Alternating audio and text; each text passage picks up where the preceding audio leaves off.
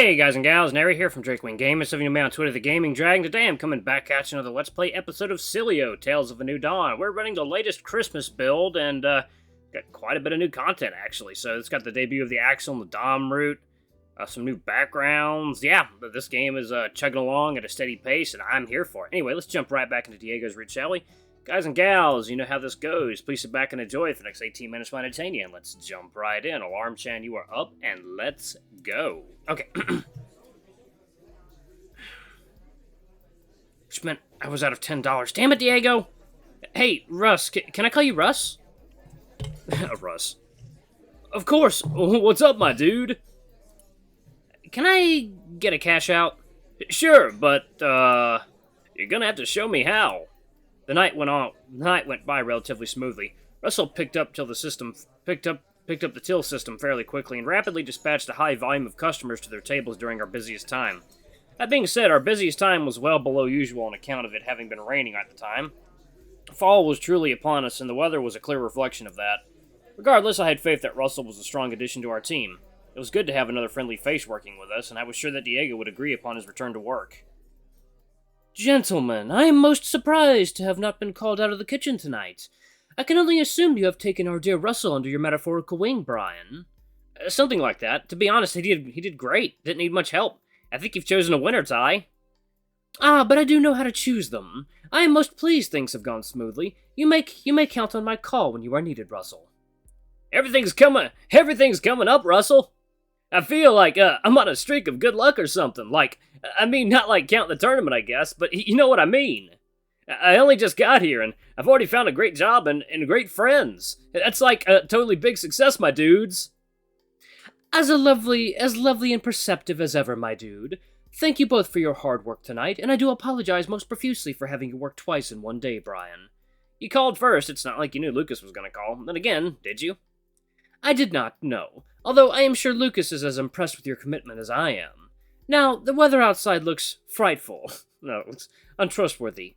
It has stopped raining, but I know not for how long. Would either of you care for a lift home? Thanks, but I live real close by, and it should only take me like a few minutes to get home. I think I'll be totally fine. Besides, I don't mind getting a little wet. I'm like totally a shark, dudes. Most understandable. And you, Brian? I think I'll take you up on that. Very well. Thank you for your hard work tonight, Russell. You are free to depart at your leisure. Brian, please permit me to finish closing up, and we can be on our merry way. Sure thing. Ty scuttled back into the kitchen, leaving Russell and me alone once more. Well, I guess I'm heading off. Diego's got his fight tomorrow, right? That's right. I'll be there if, you don't get called in or nothing. Hopefully see you then. Yep, see you then.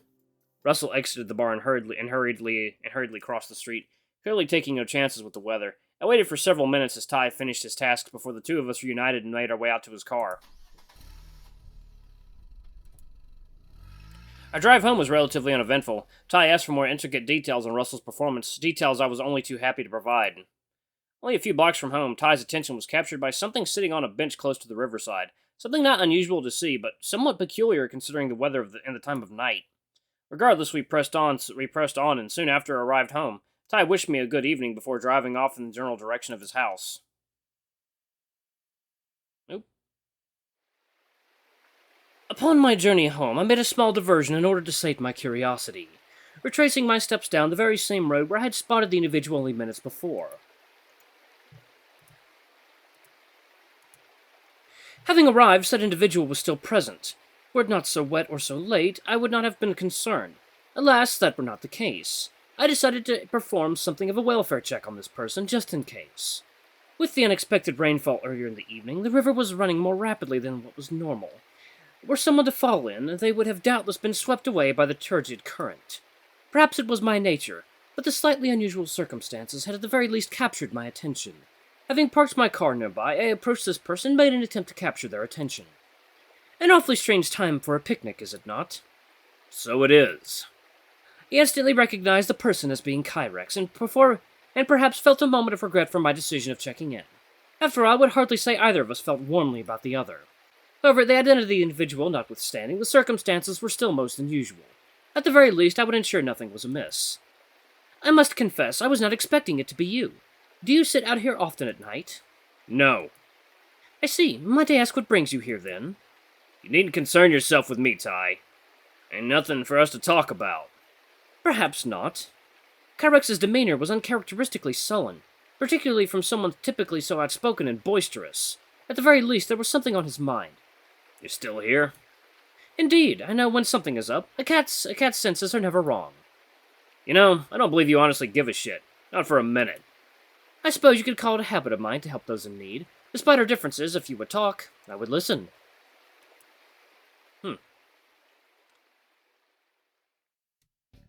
Interesting. Upon my return home, I was surprised to see Diego still awake, sprawled out across the couch, controller in hand, playing what I immediately recognized to be a game that we'd spent thousands of hours playing in university together. Oh shit, I haven't played this in years! Right, neither have I, not since I moved here. What's your excuse? I guess I got busy with life. Besides, it honestly wasn't the same playing without you. I know what you mean. I think this is the first time I've played it since we last played together. I kinda avoided it because it just felt, well, it reminded me of you. But now we're together again, so what do you say? Feel like shooting some bad guys? Damn straight, I'll join you. Diego handed me a controller and started up a match. It had been a long time since I'd played, but as soon as the match began, it all came flooding back to me, my score quickly passing Diego's to sit at the top of the leaderboard. Damn! 2 years later and you're still kicking my ass! I played so much of this back then that it's basically muscle memory at this point. You still have your old save file with everything unlocked? Damn right! All the characters, weapons, stages, even those silly maps we made. Oh man, the maps. I remember the one I created with that huge open central area that made the game run like crap. I've still got it. I've got the new console now, so maybe it runs better. Then again, maybe not. Shall we find out? Oh hell yeah, let's do it. We finished our current match and dropped back to the main menu, where Diego loaded up a map named the Ultimate Intimate Erotica Quest. A map complete with a story mode involving the collection of pornographic magazines. Of course, they weren't really actually erotic, nor could you even make out what was on the cover. The joys of imagination in old games with their muddy textures. Ha, jeez! I remember this. You put heaps of time into making it, and were so proud when it was finished. I was so mature back then. I remember having these weird, daydreams when we were making it, that I'd, get us talking or something, and something would happen. Really? Oh shit, that's hilarious. I had no idea. If I'd have clicked, maybe something would have happened. I was such a coward. So was I. We fired up the map and began our quest to collect more magazines in the opposing team. Diego made a beeline straight for the center of the map, and as he arrived, an error message popped up and the game crashed to the dashboard. Oh my god, it's even worse now! I was expecting something, but not that. Diego rebooted the game, this time going straight for the co-op campaign, avoiding that map entirely. As the story started, a voiceover came in giving background to the plot and recapping the previous games in the series in brief. Diego recited every word from memory in perfect sync with the voiceover without missing a single beat. Jeez, I think we might have played this one too much back then. Huh, I'm not complaining. And neither am I. Once the cutscene and the gameplay began, we rapidly moved into the level, remembering every enemy position and sometimes even ricocheting shots off walls to hit enemies that had yet to reveal themselves. Between our extensive knowledge of the game and the bond between us, we made an excellent team, clearing a level in record time before moving on to the next. Beginning the second level, Diego struck up conversation as we played. So anyway, how was your day? Anything interesting happen? 1 second, guys, let me... Sip my Dr. Pepper. Several interesting things had happened, not least my encounter with Kyrex. I still didn't know how to approach the situation. I wasn't committed to telling him or otherwise, but at the very least, I wanted more time to mull it over. Instead, I decided to fill him in on the remainder of the day. Well, it was Russell's first day today. He did really well, I think. Ty seems to be happy with him. That's great. I gotta admit, I warmed quickly to the guy. Would be nice having him on the team. For sure. Oh, and Logan paid us a visit. Logan, huh? Yep. Diego looked at me expectantly, eyebrows raised, clearly querying the outcome of our bet. I sighed before reaching into my pocket to retrieve the $10 I'd withdrawn earlier that night. You win. Heh, I knew he'd be a bearish bear. Good thing I anticipated it. I did some light training today, and thought up some ideas on how to best handle him. Hopefully I'm ready for it. I'm sure you are. You did amazingly against Russell. Despite the shaky start, he didn't stand a chance once you got into your groove. Huh, still got it apparently. Damn right you do. But yeah, it's definitely Logan I'm up against. Got the letter confirming it and everything. Knock it off, kitty. Oddly, there was a scraggly gray clump of fur stuck to the adhesive on the back. Don't mailmen usually wear gloves to avoid that sort of thing? Lucas went cheap. Eric lives near here, so I'm sure that fur belongs to him. Heh, it was a good amount. He's probably got a bald patch. But yeah, beyond that, it was a pretty ordinary day. Beyond training and video games, did you do much? Nope, and like I said, it was only light training. I'm still a bit sore, so I don't want to overdo it so close to the fight. But I figured I'd do what I could to prepare anyway. Helps me feel less anxious about it all. You're still anxious? A touch. Not as bad as before. It's kind of not knowing what you're in for, you know? Logan could be really strong or have a unique fighting style. I'm feeling pretty good about it all, but I'm still a touch worried. I just want to be prepared as prepared as I can be. Makes sense, although in saying that, it's getting late. Shall we go to bed? You'll need your sleep for tomorrow, you know. What, are you my dad? Let's knock out a couple more levels, then we'll head to sleep. Deal? Alright, deal. It wasn't long before we progressed into the game's third level. I knew the game so well that muscle memory was playing on my behalf with my mind wandering to different topics. Diego was definitely in better spirits tonight than he was a couple of nights before. His confidence in himself had grown noticeably, and another victory would only help to strengthen that. It was incredibly refreshing, if I was honest with myself. Things were a touch uncomfortable and awkward starting out with everything weighing so heavily on Diego's shoulders. Ty's plan to have him compete was working wonders, but I still felt incredibly conflicted about his desire to keep Kyrax's participation a secret from Diego. However, the last thing I wanted was to interfere with the benefit Diego's participation was having. I didn't necessarily approve of Ty's actions, but I'd come to trust in his judgment. I just hope Diego will forgive me when he inevitably finds out. Lost in thought, my inability to stifle a yawn caught our attention. Diego turned to me with a casual smile. "Oh yeah, you've had a long day, huh?" I nodded and leaned towards him, resting my head on his shoulder. He responded by nuzzling into me while we both continued to play. Eventually, the level was clear, and Diego put his controller down. "Sorry, I should have thought about you when you asked if we should go to bed." "What? It's fine, don't stress about me." "Shall we go get some shut-eye?" I went for the continue button, starting up the 5th level. "Dude, you sure?" "Yeah." I yawned partway through my response was met with Diego's shaking head. "Come on, let's go." Diego stood up and slid his arms underneath me, lifting me off the couch with surprising ease. "What? What are you doing?" "Bedtime!"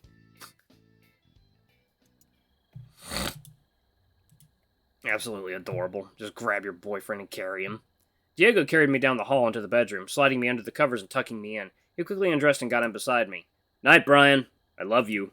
"Love you too." Diego snuggled in close to me, kissing me on the cheek and wrapping his arms around me, pulling me into his warm embrace. Couldn't think of a better way to keep warm during the chilly autumn nights, his fur a warm blanket wrapped snugly around my body. Diego rarely revealed this side of him, even to those who he was closest with.